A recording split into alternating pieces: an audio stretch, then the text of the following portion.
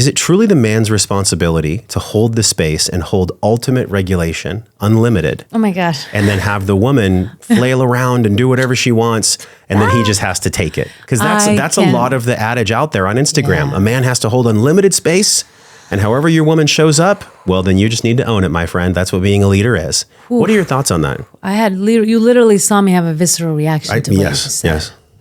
I think that is one of the most damaging messages that is out there right now. Why? In the feminine masculine conversation. Yeah. Because it can be abuse. It can be emotional abuse. You know, I think having a man that just has to tolerate anything and just be this like rock and hold the space and just receive, that's not even healthy for her. That's not going to keep her in integrity with herself. And yeah, this is definitely one of the areas where I coach a lot of people around. It's so important to create agreements around how to be respectful on both sides, how to express your feelings from a place of responsibility. I think being able to witness the range of emotion is important from on both sides, but not from a place of where you could just spew out any words and stories and assumptions that comes out with that. I talk about boundaries a lot of my work. So what that might look like is maybe a woman saying, you did X, Y, and Z, and they might not even be true things that he did, but that just might be her story and assumptions. That's actually a boundary violation that she is causing of him. She's violating his intellectual boundary because he might be like, well, I didn't actually do that. That never happened for me. So it automatically is going to create defensiveness, shut down.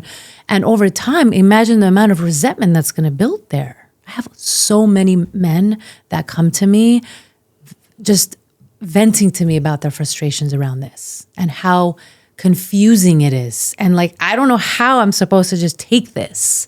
You know what I mean? So I think it's the shadow side of potentially women feeling oppressed and repressed and abused for so many generations. Sure. But it still cannot be expressed without boundaries. Yeah, I love what you said, because I believe it is a man's role to hold a different type of space. And maybe you can disagree with me. I'm totally cool with that. Yeah. I believe it is a man's role in my own life experience and in interviewing all these people and just going through many programs and courses and reading books. I remember I was interviewing Dr. John Gray, and he's like, never complain to your woman. Never complain to her. And I thought, okay, that sounds good in theory. Yeah. But I'm also a human being that's probably going to complain sometimes. Obviously, it's not good. It's not healthy to just ruminate on complaining. Where's the healthy middle in this? And if so, what would the agreement, maybe like one you and Brian have, what would that agreement sound like? What would it look like so that she feels comfortable to express her shit, her stuff? Yes. But also he's not just becoming a punching bag. Exactly. Yeah. What does that look like? And I think, this is where we all get to decide and negotiate the kind of energy we want to create in our relationship. I know Pat Allen talks a lot about this in her work as well, whereas the masculine is more of the, the respect, and the female is the cherishing. I work with people that are in a lot of the gray of that. And so there's a whole other world of clients that I've worked with that is much more in the middle of that. So that means, where is the space for the man to get to be vulnerable?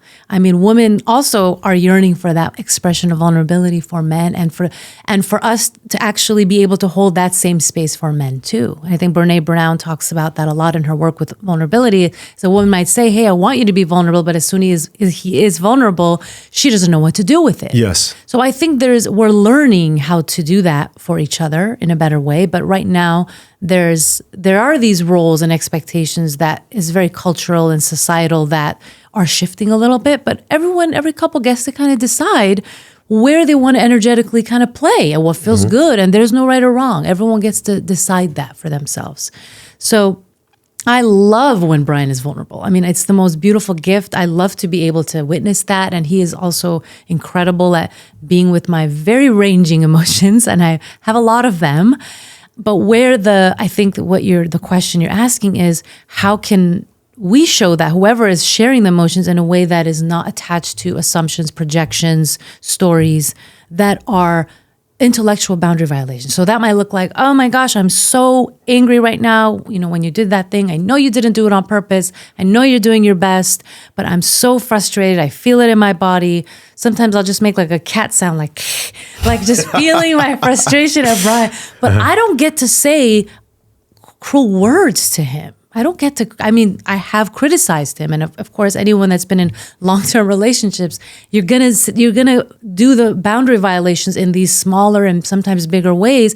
You have to be able to take responsibility for those things. We have to repair. Because I have worked with a lot of men who are also confused and are like really the recipients of a lot of emotional abuse. And that is also not okay, you know. So curious about your line on that. Yeah, I love it. For me, it's a yes and. It is, and I love how you said each relationship has its own pulse or tone. It's for them to figure out. But the guidelines that I've seen be the most healthy, but I've not practiced clinically. This is just my own anecdotal experience, right? Is that there is a pause. And there could even be a timer on the table of 5 minutes where, you know, Carrie Michelle just gets to emote. And even if she does say stories that I don't think are true, I just listen. And then I reflect back to her in nonviolent communication. Hey, here's what I heard. I can see how that might have made you feel. And how can we create something different together? Beautiful. And then I would do the same. Right. And that's been the most healthy, is actually setting a phone timer out and just giving space for each other's, not abuse. Yes. But to share their wounds. And even if those wounds come out as projections, so the fuck what? So be it. Just let them come out. And then let's get down to the healing. And for me is like, okay, if there's a shared space of vulnerability, then we at least have similar realities. And even if we have different realities, we can have a conversation that honors the other person's reality. It's the agreements to which you speak. Yes. And I wonder if we could, so park that right there with agreements, because I want to come right back to that. The woman you are now, and especially the woman when you met Brian, like you said, for you and him, the agreements were paramount. The agreements were super important because that's where the foundation was built for trust, for co-regulation. But the woman that was in school that was labeled general anxiety disorder, PTSD, who was she then? And how did you structure your heart, your psyche to get to the place where you were even ready for an agreement with Brian? You know, baby steps. Just crawling my way to the next best moment, the next best choice. You know, what do I have available in this moment?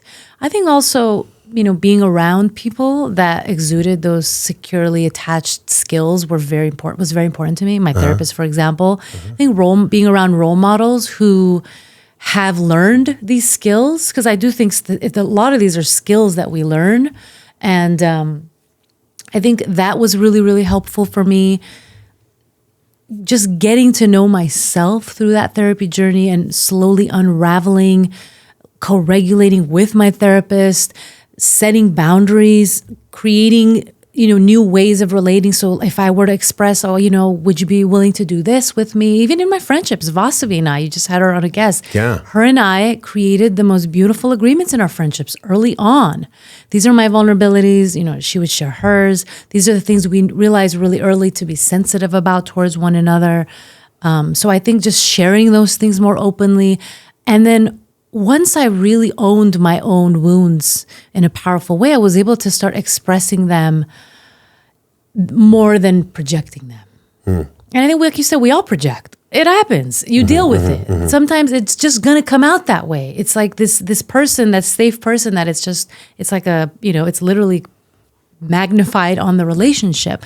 But I think once you've projected enough, you have an idea of what's happening inside of you. So I started to understand what my sensitivities were, what my needs were, what my values were. And I think understanding that vulnerability and humility were two really important things I needed. And so I'm like, okay, I need to really bring those.